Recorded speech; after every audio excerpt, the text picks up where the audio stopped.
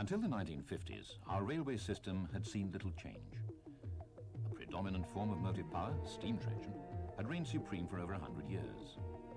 The modernization plan of 1955 was to change all that. Diesel and electric traction would replace steam within a matter of 15 years. By the late 1950s, the first diesels were rolling off the production lines. Today, in the 1980s, many of those first-generation diesels are still hard at work. The brush Type 2s, introduced 1957, today classified Class 31.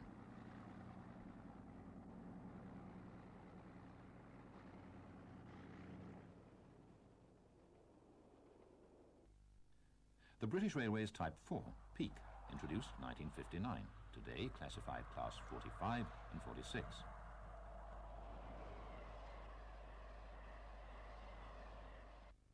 The Brush Type 4, introduced 1962, today classified Class 47.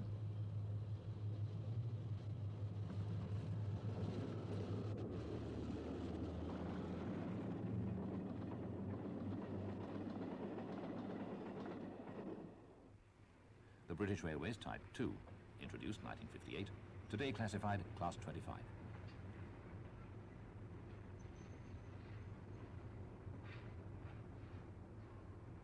The BRCW Type 3, today classified Class 33.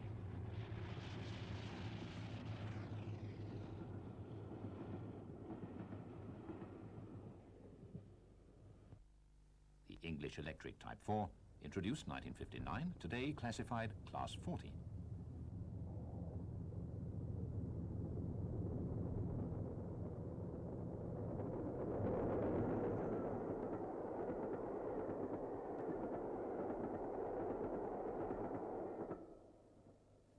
Diesel multiple units, of which various designs are still in service.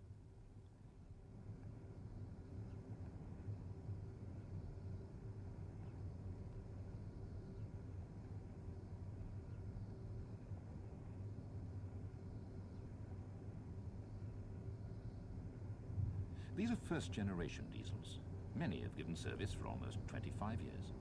Some have already been withdrawn. Others are to be withdrawn in the near future. This video will look at this range of motive power in action in 1984 on two contrasting railway lines.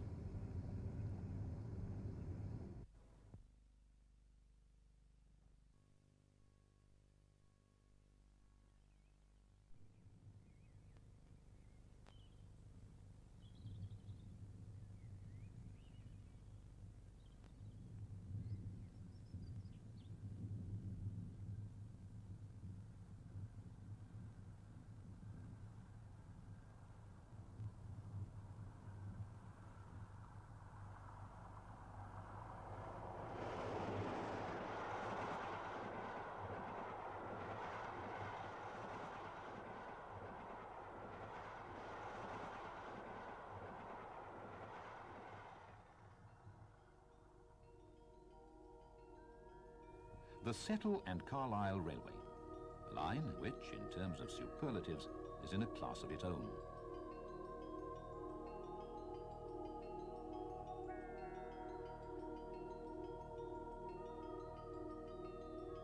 Its tracks cross England's highest mainline summit at 1,169 feet. It possesses the highest mainline station in England.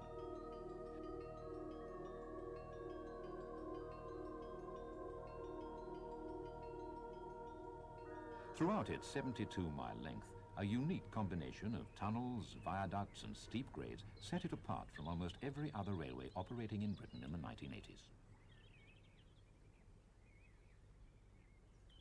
Since dieselisation in the 1960s, these tracks have witnessed an impressive display of motive power. Among them, the English Electric Type 4s, the Type 4 Peaks and the Brush Type 4s. The English Electric Type 4, today classified Class 40, British Railway's first class of heavy-duty diesel-electric locomotive. Power output, 2,000 horsepower. Total number introduced, 200, constructed in a total of 6 production batches. They first saw service in any numbers on the East Coast main line. Later, they worked over much of the railway network, being most in evidence on the Midlands, Scottish and Eastern regions.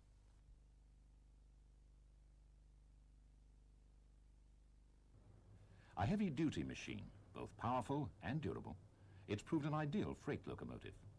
If there is a handicap, it's perhaps the poor power-to-weight ratio, a factor which is less of a drawback on trains like this ballast working approaching Carlisle in July 1984.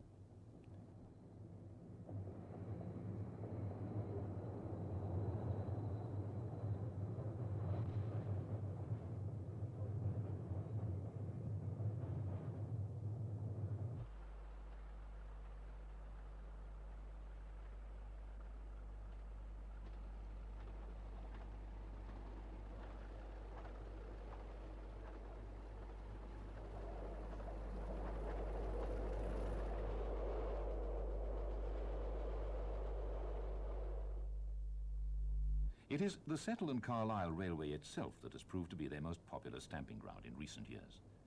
By the late 1970s, they'd been relegated to freight workings, excursions and parcels trains.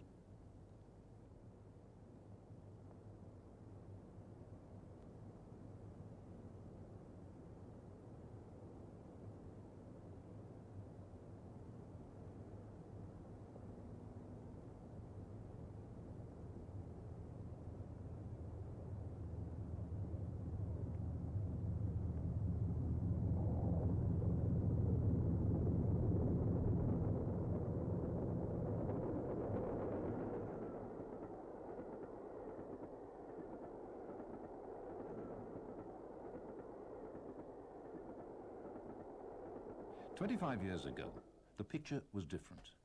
As replacements for Pacific steam power on the west and east coast main lines, they worked many crack expresses, including the Flying Scotsman and the Master Cutler.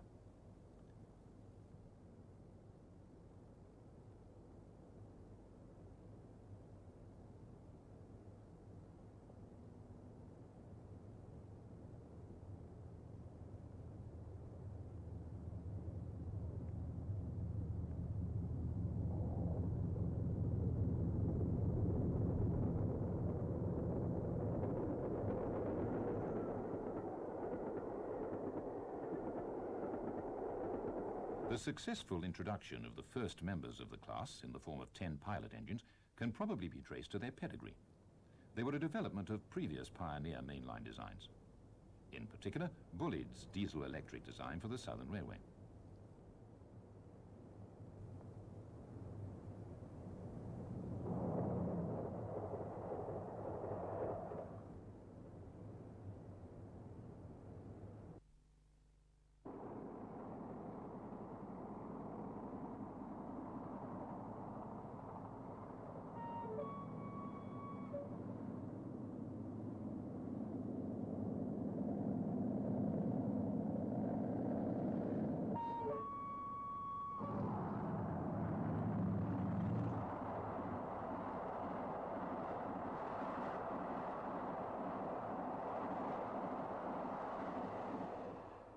Their number series was originally D200 to D209, pilot scheme engines, D210 to D299, and D300 to D399, production series. They were later classified and renumbered Class 40. For the past 25 years, they've constituted an important part of British Rail's diesel traction fleet.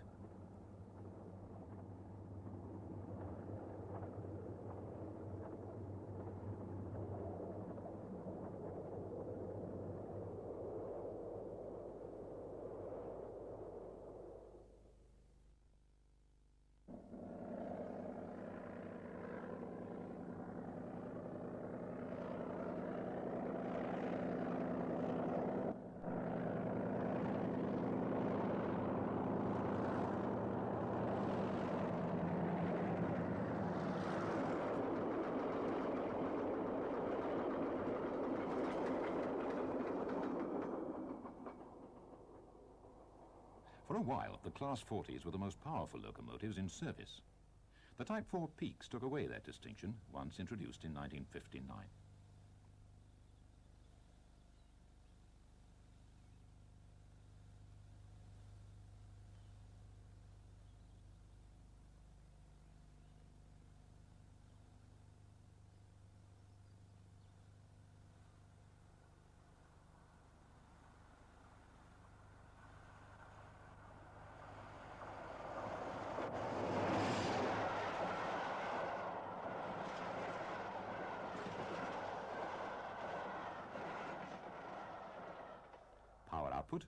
2,500 horsepower, 500 higher than that of the Class 40s. Total number produced, 193. They've always been associated with the Midland Main Line and the northeast to southwest services.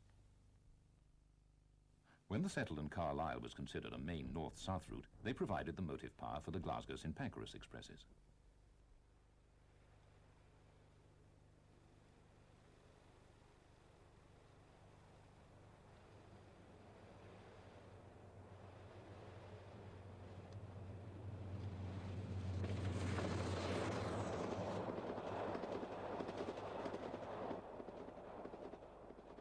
The number series was originally D1 to D10 pilot scheme engines, D11 to D137 and D138 to D193 production series.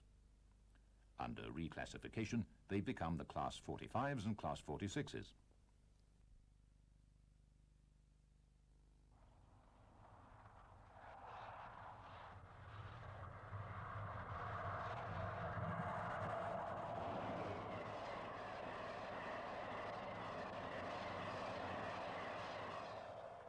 Construction was undertaken at British Railways workshops at Crewe and Derby. In their early days, they were bedeviled by problems, in particular bogie fractures and fires caused by the build-up of dirt and oil around the traction motors.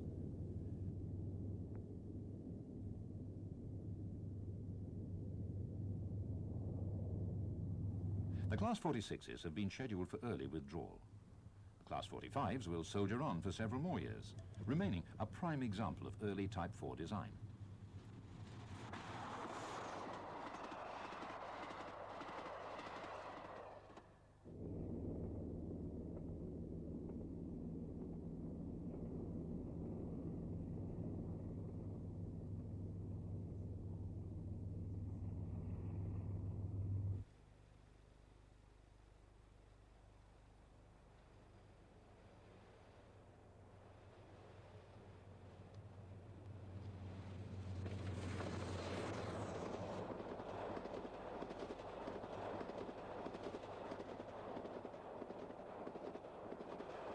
The Peaks and the English Electrics were essentially first-generation Type 4 motive power.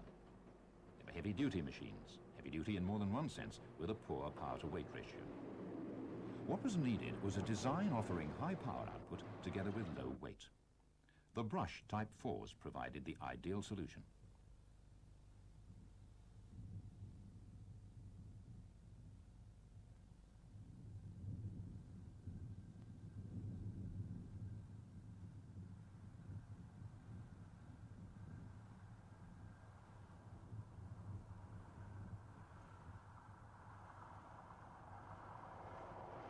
Output, 2,750 horsepower.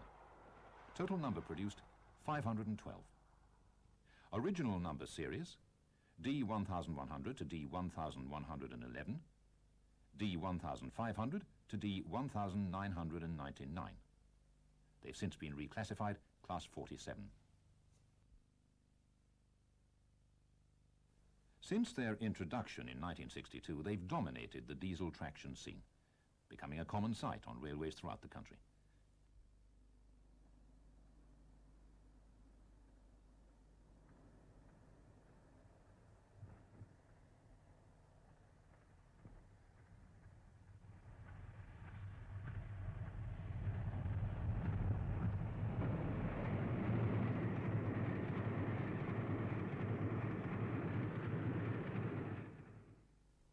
The Class 47s have been built in considerable quantity. They are to diesel power what the Halls, Black Fives and 8Fs were to the steam locomotive fleet. They are the classic mixed traffic locomotive, possessing the capability of handling prestigious express workings in addition to freight and local passenger duties.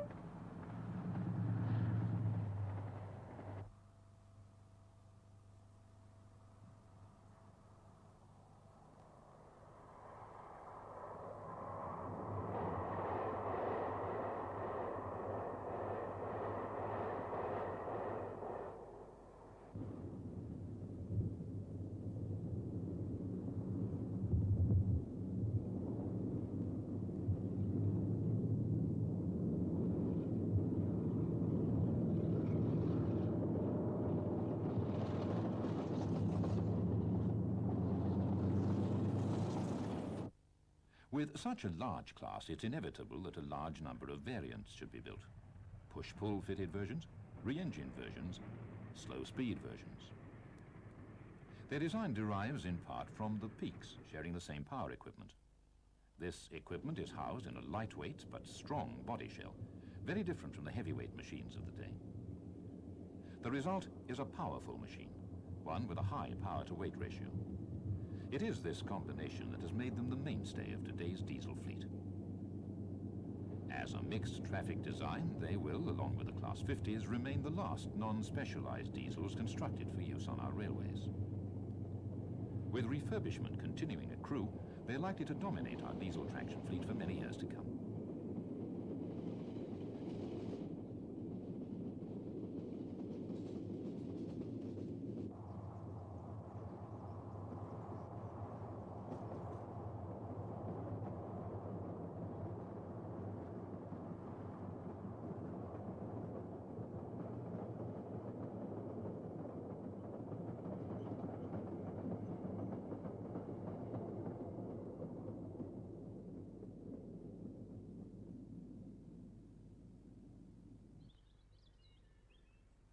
These fells have witnessed an impressive display of diesel power.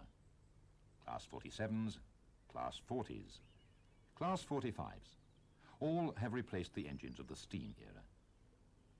Of the other classes of engine, the Class 37s, Class 25s, Class 31s, and the DMUs, they too have seen action on this remarkable railway.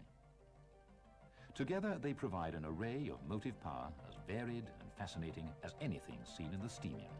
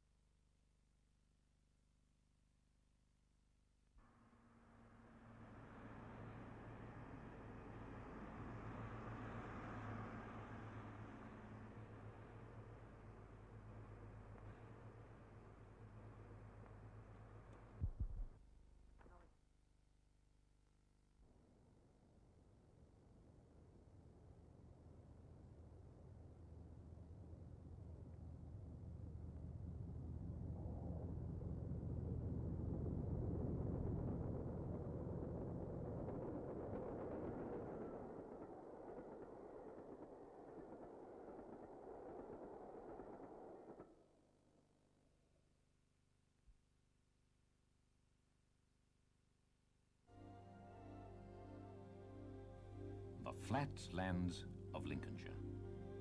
A totally different landscape from the rugged uplands of the Settle and Carlisle Railway.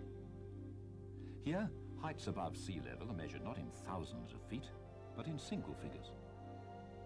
Any railway crossing such featureless terrain would surely reflect this landscape, possessing few of the engineering structures and scenery that have made other lines so famous. It's perhaps surprising, therefore, that the branch serving the east coast resort of Skegness is a fascinating railway in its own right, as fascinating as any other railway in mainland Britain. Today, the line survives as a prime example of the traditional railway, retaining unique charm and character.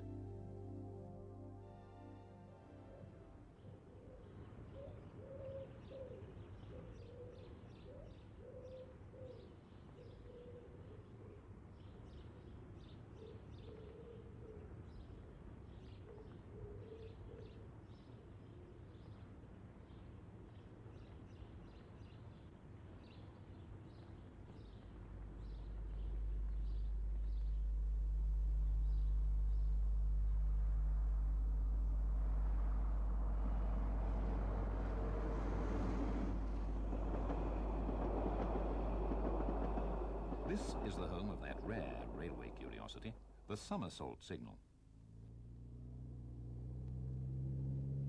A conventional signal pivots around a point in line with a signal post.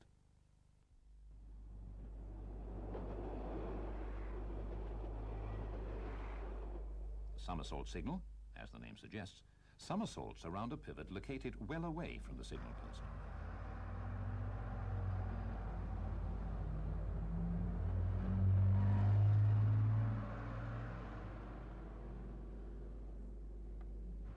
Their introduction was in direct response to the events of January 1875. In that month, an accident had resulted from the jamming of a signal in the off position by a heavy fall of snow. The somersault signal, with its pivot clear of the post, cannot jam. These are true railway relics, veterans of a railway scene that's changed little in over 50 years.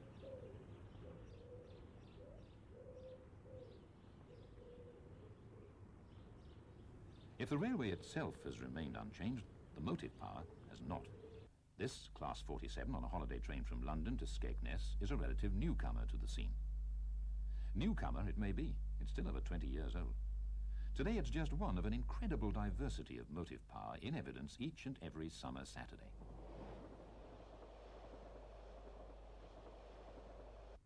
Wainfleet Station, and another type of locomotive, a Class 45, is Skegness bound. She's slowing in readiness for the 15-mile-per-hour restriction beyond the station.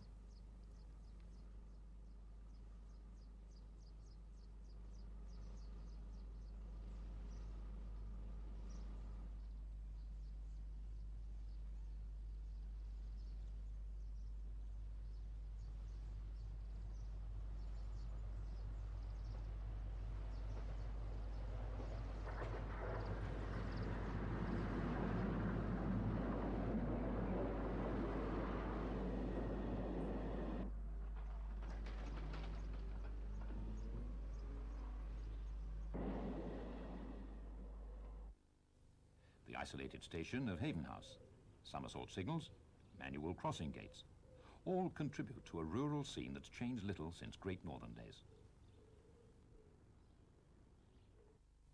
In the winter months, the silence is broken only by the occasional DMU plying between Skegness and Sleaford.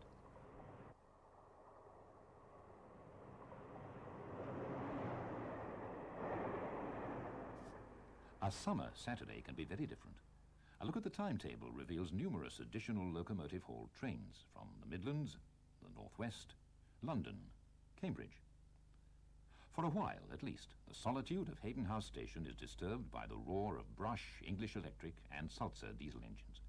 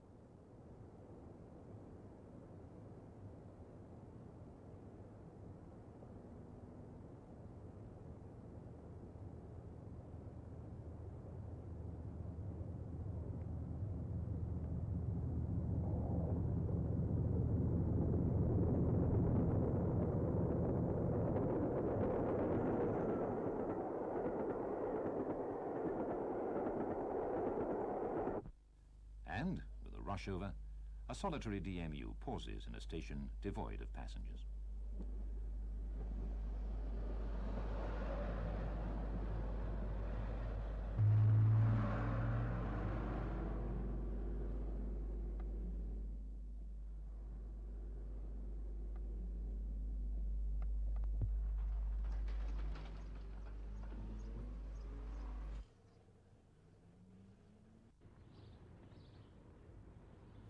The mechanical signal box has always been the nerve centre of the traditional railway scene.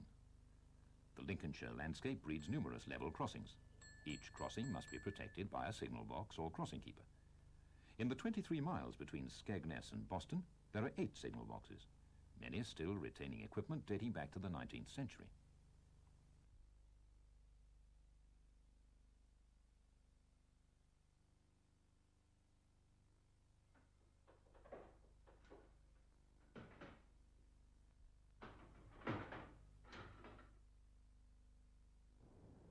This Class 40, seen from Little Steeping Box, is rare enough. But the host of signal boxes, signals and level crossings it will encounter on its round trip to Skegness make this a remarkable railway.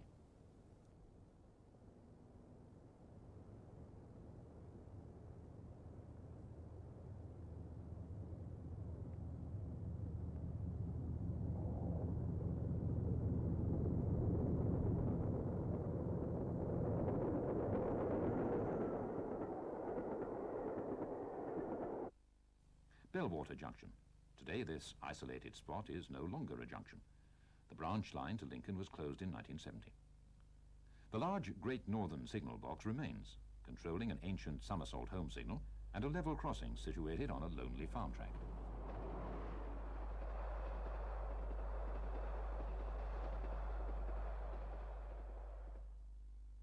These Class 20s are approaching Belwater from the north, having just made their way through Little Steeping. They're working a train for Derby on metals that were once part of the Grimsby to London main line. Today, only sections of this railway remain, and even these have been relegated to secondary status. It's only on summer Saturdays that traffic approaches the levels seen on any weekday 20 years ago.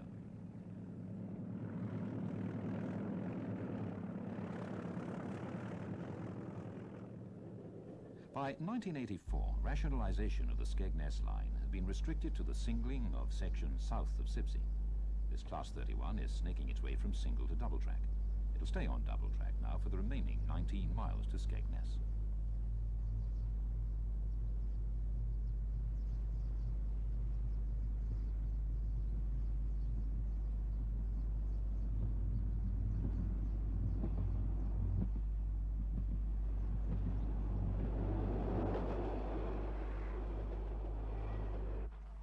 There are a few gradients here for locomotive crews to worry about.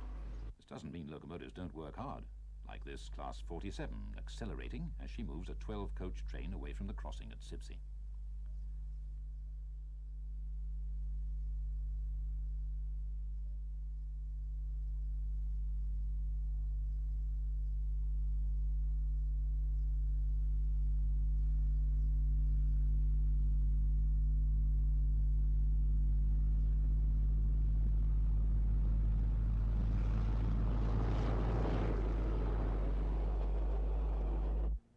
At Old Leek, the crossing gates have been retained, although the station itself closed as long ago as 1956. The last train to have stopped here could have been hauled by a steam locomotive of 1920s vintage.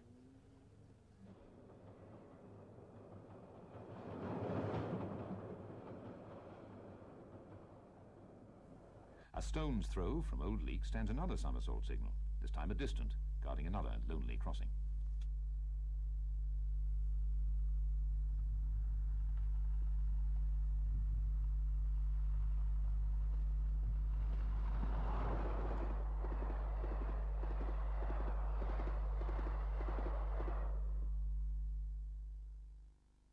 The Class 20 is primarily a freight engine and as such has no train heating equipment. Its use is therefore limited to summer trains. The Derby and Nottingham trains could both produce double-headed Class 20s. Their distinctive exhaust a welcome sound on the Skegness line.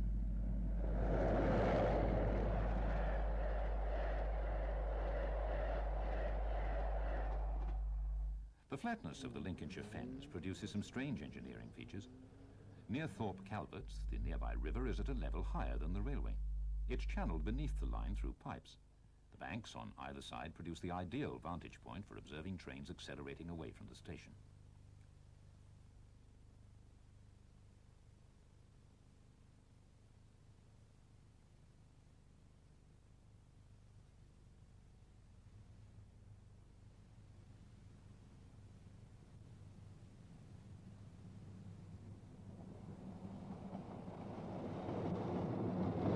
Since 1970, the Skegness line has been reduced to a long branch, leaving the rest of the railway network at Sleaford.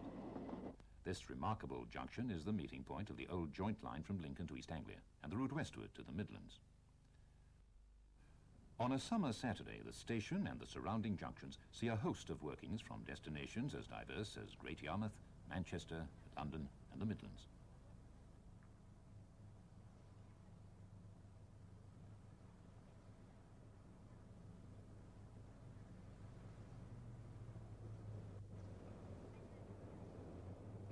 A Class 45 on a train for Skegness crosses West Junction Box.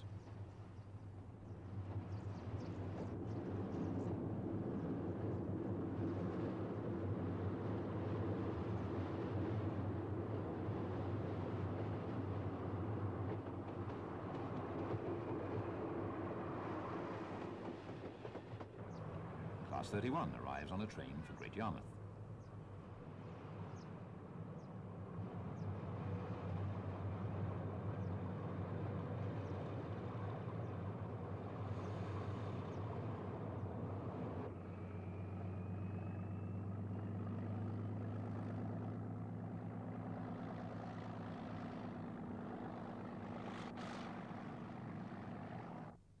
A DMU crosses West Junction on a local passenger train.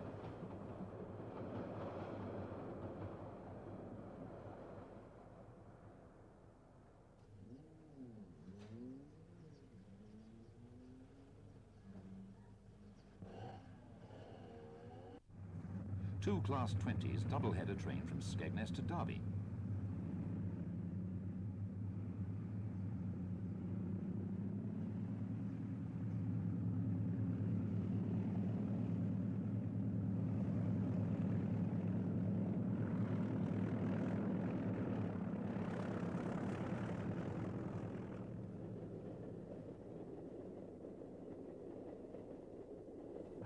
Class 45 passes through Heckington Station on the eastern approaches to Skegness.